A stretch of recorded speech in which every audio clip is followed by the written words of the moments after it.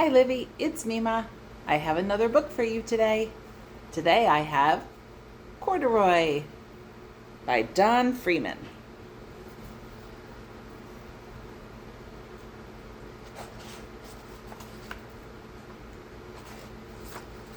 Corduroy is a bear who once lived in the toy department of a big store. Day after day, he waited with all the other animals and dolls for somebody to come along and take him home.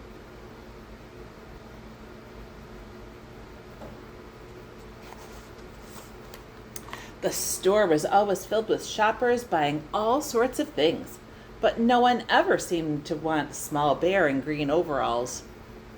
Then one morning, a little girl stopped and looked straight into Corduroy's bright eyes. "Oh, Mommy," she said, "look, there's the very bear I've always wanted."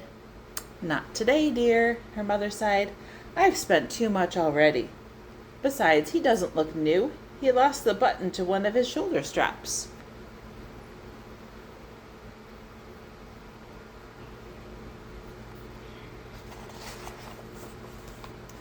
Corduroy watched them sadly as they walked away.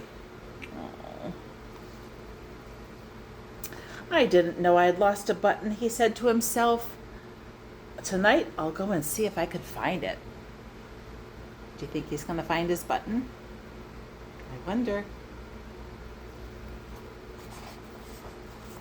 Late that evening, when all the shoppers had gone and the doors were shut and locked, Corduroy climbed carefully down from his shelf and began searching everywhere on the floor for his lost button.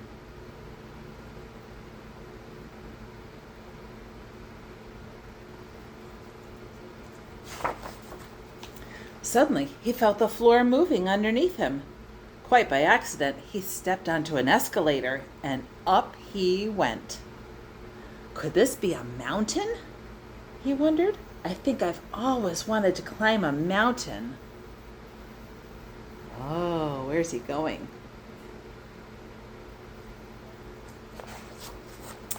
He stepped off the escalator as it reached the next floor, and there before his eyes was a most amazing sight. Tables and chairs and lamps and sofas and rows of beds. "This must be a palace," Corduroy gasped. "I guess I've always wanted to live in a palace."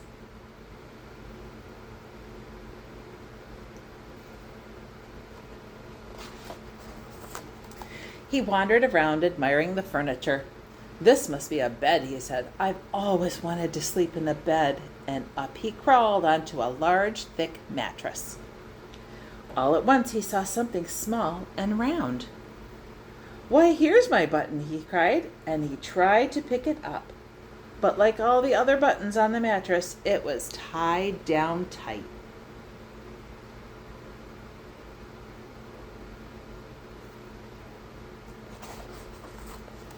He yanked and pulled with both paws until pop!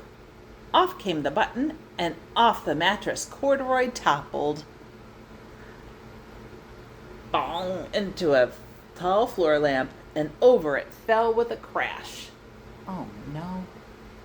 Oh dear, I hope he's okay.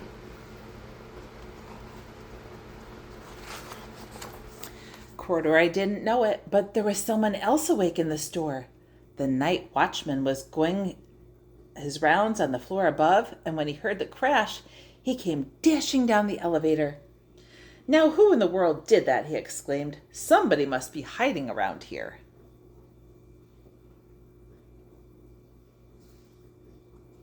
Who do you think it is? He flashed his light under and over sofas and beds until he came to the biggest bed of all. And there he saw two fuzzy brown ears sticking up from under the cover. "Hello," he said. "How did you get upstairs?" You see his little ears there hiding?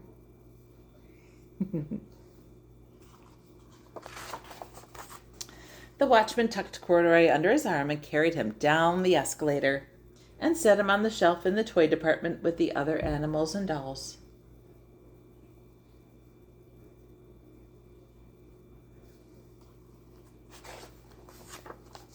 Corduroy was just waking up when the first customers came into the store in the morning.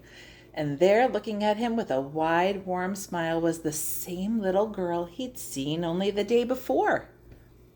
"I'm Lisa," she said, "and you're going to be my very own bear.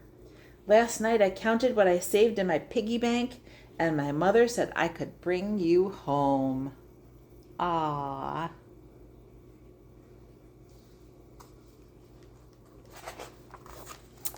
"Shall I put him in a box for you?" the sales lady asked. "Oh, no, thank you," Lisa answered, and she carried Corduroy home in her arms.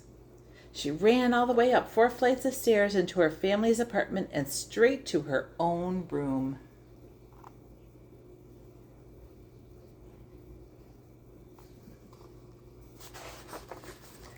Corduroy blinked.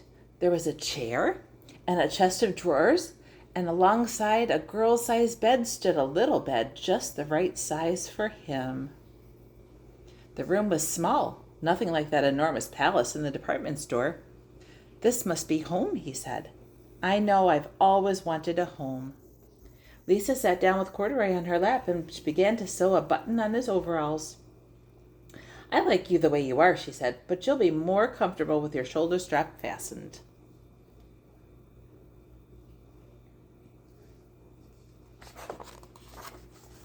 "You must be a friend," said Corduroy. "I've always wanted a friend." "Me too," said Lisa, and gave him a big hug. And that is the end. Bye, Livy. Love you. See you someday soon.